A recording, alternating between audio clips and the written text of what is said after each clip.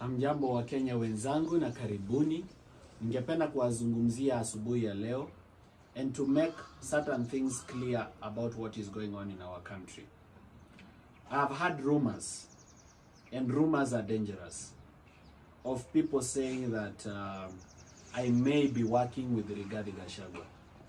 And I would like to correct it here and to look you in the faces and tell you that I'm not working with Gachagua, and I have no interest whatsoever of working with Gachagua, and I have a good reason why.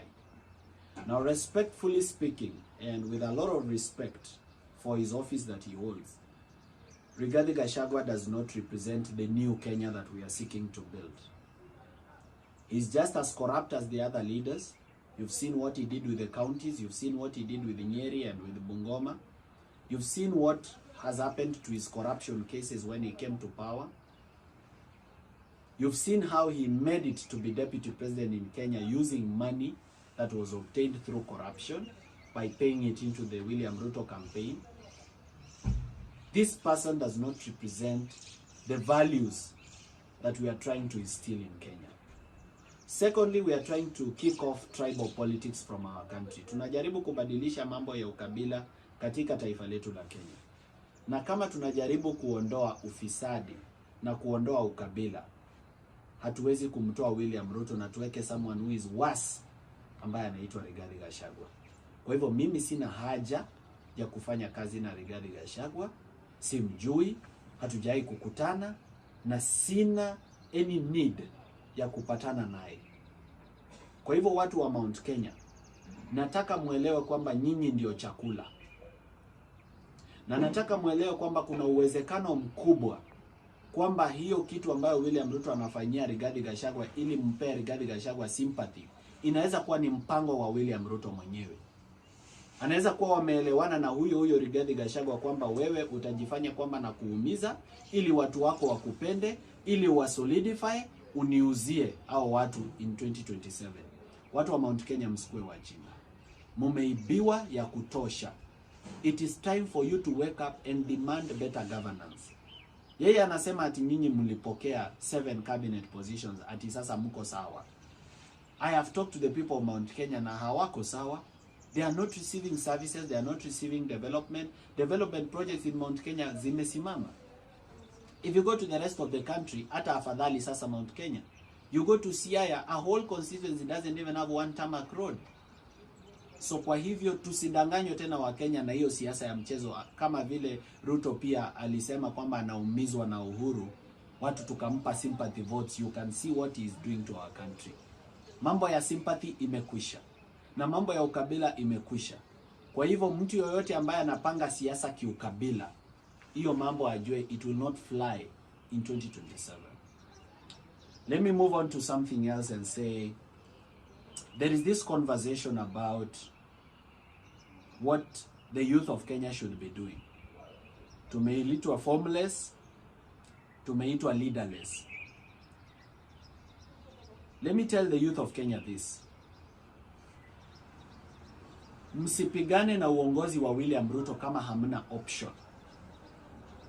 Don't fight corruption by corrupt governors, corrupt MPs, corrupt president, and corrupt ministers if you don't have an option and if you don't have a plan of how you will have another system to replace that one. Power hates a vacuum.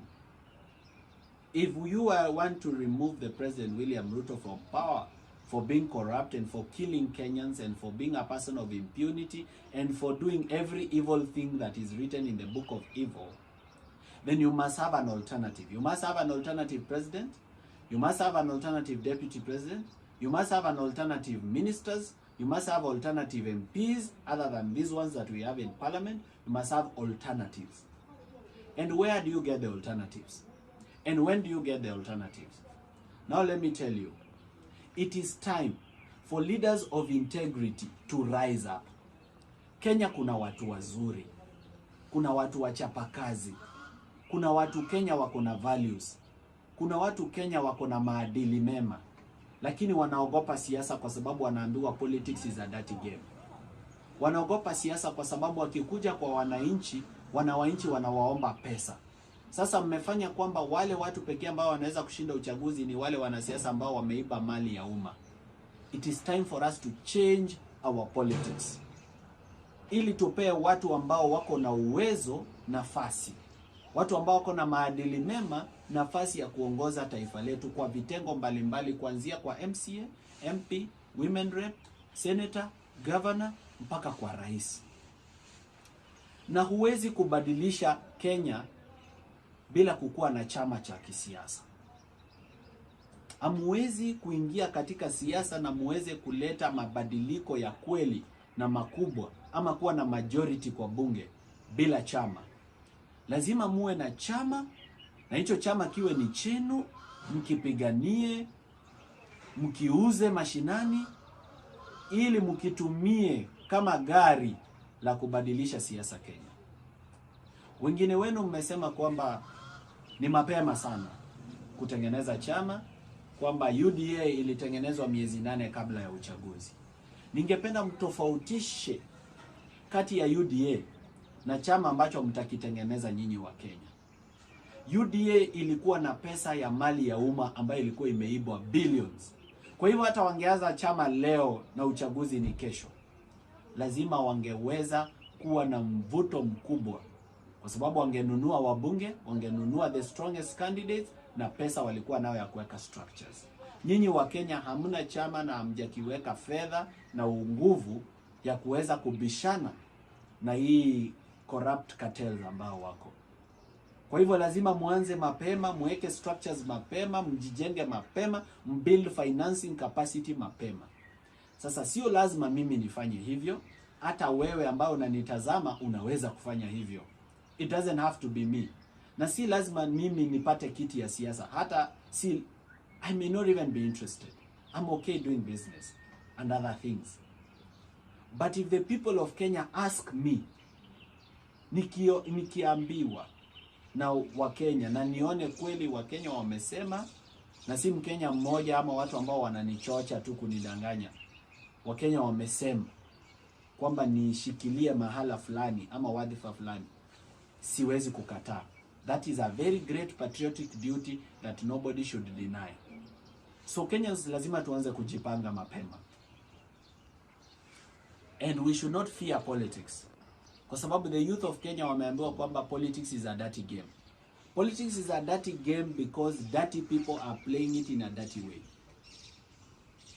So the question is, should we continue being content creators and civil rights activists? Some people can continue doing content creation because it educates and it entertains. Some people can continue doing civil rights movement. But we also need to raise leaders. Because why should we be condemning the leaders who are in power, saying they are corrupt, they kill Kenyans, they have no ethics, they have no values, they lie to Kenyans, they say this, yet we don't have an alternative. If we don't have an alternative, let's leave them alone. Let us start building the alternative now. Na sio lazima muamue sahi. You don't have to decide right now who is going to challenge your corrupt governor or who is going to challenge your MP. All I'm saying is let people rise. Kila mtu aanze kujipanga. Wale wanataka urais, we need to have even 100 people or 200 people saying they want to be presidents of Kenya. People of integrity. They should start rising, they should start organizing themselves, they should start preparing and even connecting with the ground and making their networks. Some people have also asked me why I'm not working with the opposition. That is the Honorable Kalonzo Musyoka, the Honorable Eugene Wamalwa, the Honorable Peter Munya, the Honorable Jeremiah Kioni, the Honorable Martha Karua, and those people who are in the opposition. My answer is simple. They don't represent the change that we want in Kenya. The opposition in Kenya has gone to bed with government. These people are even driving cars that are fueled by William Ruto himself. Some of them, their hospital bills for their kin are being paid by William Ruto himself. William Ruto is paying rent for some of them. So why would I join them? It will be a betrayal of Kenyans. I will be joining them to betray Kenyans. These people hawana hata moral authority sahi ya question government. That's why they cannot question anything.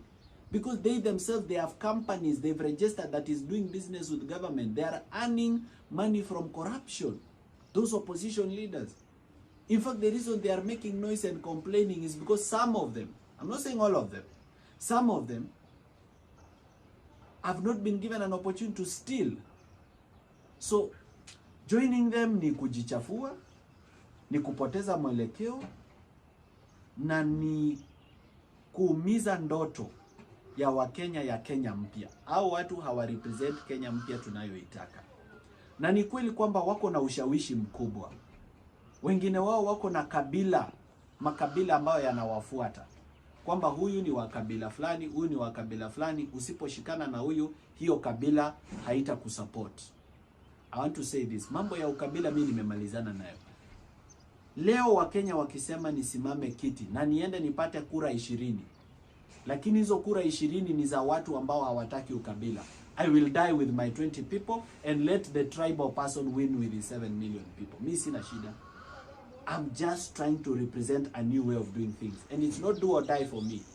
I just want to show that it can be done. It will be done.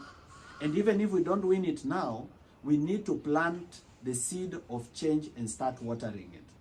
So those people have told me that we liked you when you were doing the Vampire Diaries alone. You should continue doing it alone.